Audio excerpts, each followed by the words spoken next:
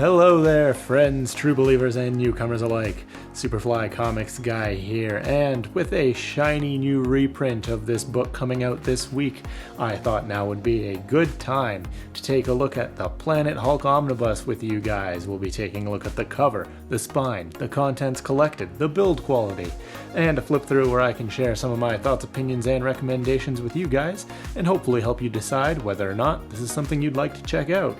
So, if you liked the video at any point, you know how to show it, and if you're a nerd like me, feel free to leave your comments down below and I will gladly join in and have a discussion with you guys. But with that out of the way, it's time to get green and get angry, because we're talking about the strongest one there is.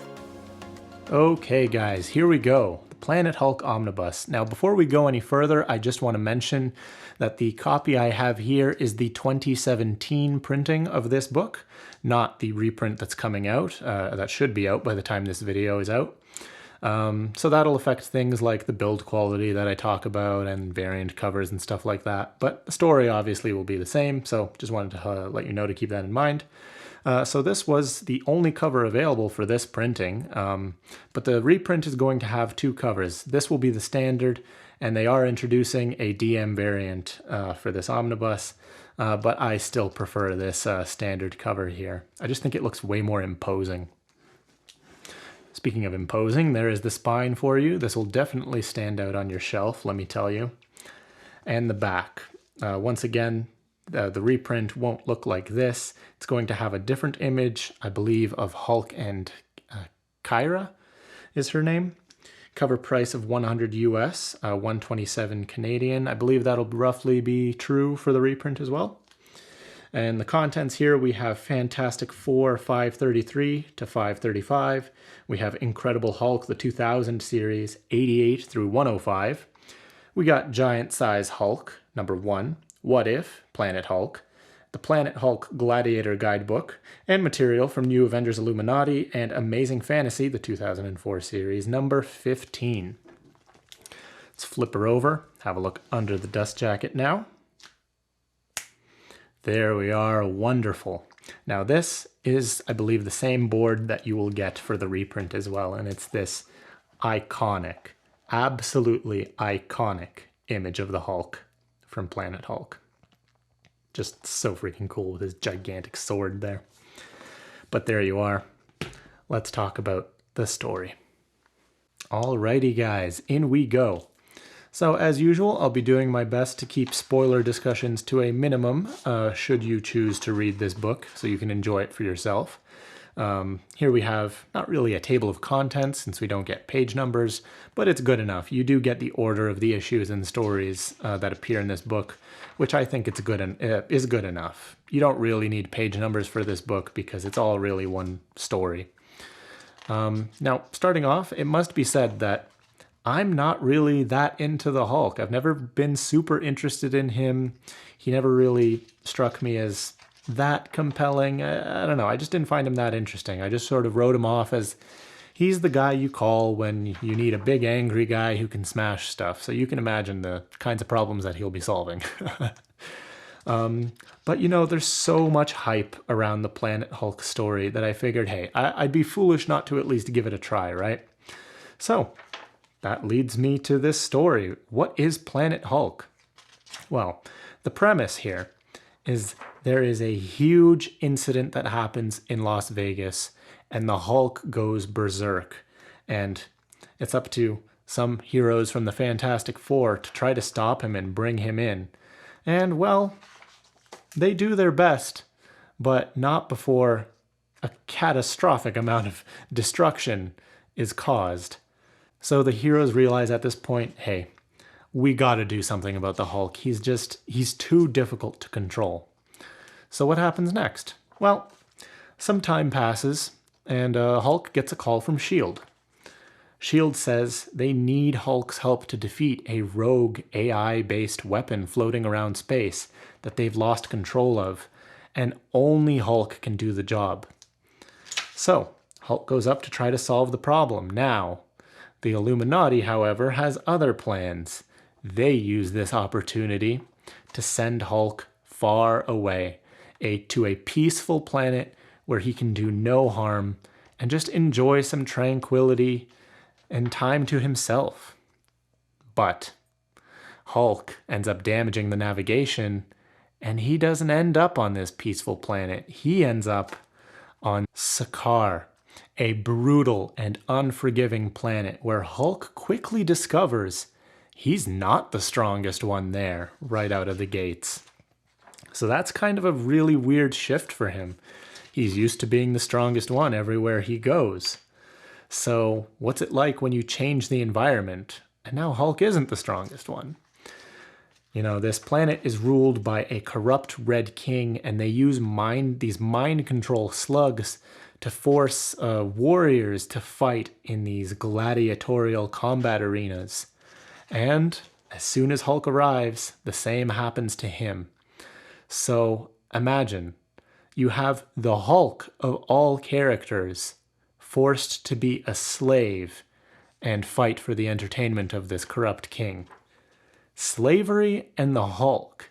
There's something fascinating about the juxtaposition of those two things. A character as powerful as the Hulk, forced to be trapped by slavery. There's something to be said there. It's pretty fascinating.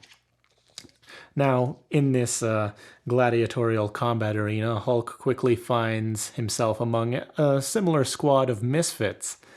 And, you know, you have characters like memorable characters like Mike, who's this bug-looking guy, and also Korg, who you might recognize from the movies. Now, if you're expecting Korg to be a goofy man made of rock with a South African accent... Made of rocks, as you can see, but don't let that intimidate you.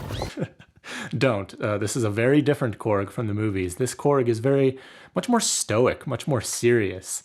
I'd be hard-pressed to think of a single joke that was made by him in this story. But yeah, this squad of misfits, they end up deciding to work together to break free of the arena and start a rebellion to free the planet from the rule of the corrupt Red King. It's pretty cool. Everybody actually ends up having a different name for Hulk. Like some call him Greenskin or Green Scar or Sakaar Sun or Two Hands or Hulku. It's pretty funny, but Hulk has a lot of time to himself also during his time here. He's reflecting on Earth, the people there, those he once called friends, who he views have betrayed him and left him to just wither away on this planet for all he knows. So yeah, I mentioned before, I always viewed Hulk as like, yeah, he's just the strong one, right? And yeah, he is. He definitely still is. I mean, we're talking about a guy who can break a mountain in half to drown his enemies in lava if he so chooses. And he's only getting stronger and stronger over the course of the story. But what I really liked about this is it focuses on character a lot too. It's like, it asks the question of whether or not Hulk really is a hero. Can he truly be considered so if he's continuously and fully giving into his rage? Is he just a monster all along and now he's where he belongs? And speaking of belonging, that's a common sort of topic here too. It's like it delves into found family. There's a lot of emotional investment here, especially with the friends and squad members that, you know, Hulk meets in this story. It's, you know, maybe he's finally found people who actually understand him and what he's been through. So yes, there's a lot of action in here, which is really well depicted in the art as well. The art is very enjoyable, and it's really good at selling those big spectacle moments, let me tell you. But there's also a lot of heart here. That's what I found kept me going more than anything else. It's just you care about these characters. Now, if I had to pick one downside of the art, and this is really picky, but I gotta say it's whenever these pink aliens are on the page, I just found it really difficult to tell them apart because of how similarly they're drawn. Is that offensive?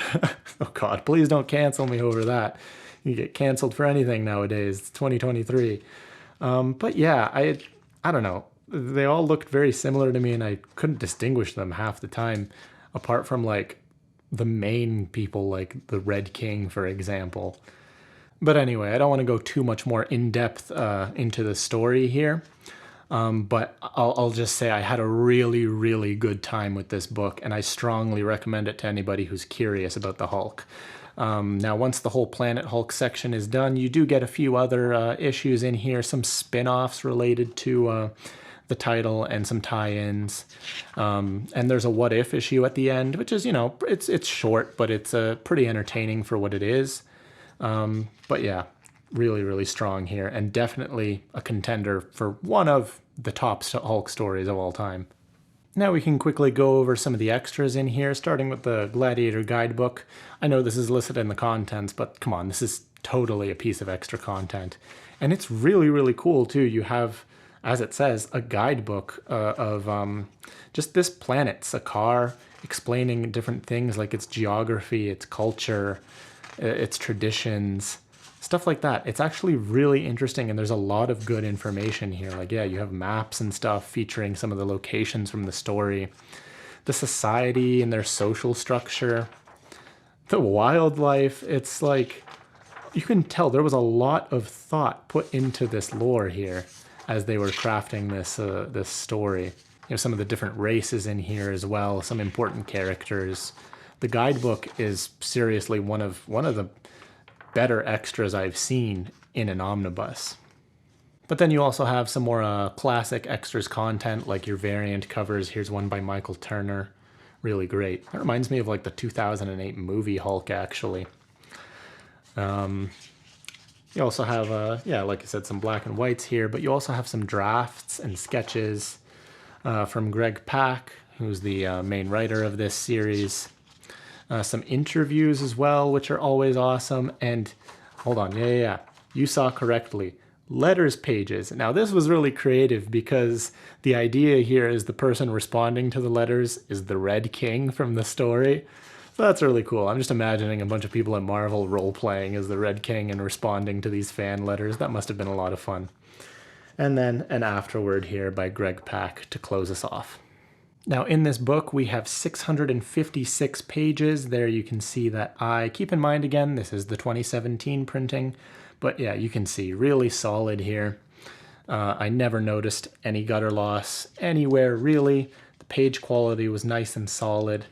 This is like the golden era of Marvel Omnis, where it's like the page quality was awesome, the eyes were awesome, perfect. No color bleed or anything like that. Granted, the colors used in these panels are pretty dark, so that already helps bleed through. But the pages are they're pretty decently thick, so that helps as well. But now I'd just like to throw in some closing thoughts here. So would I recommend this book if you're curious about the Hulk?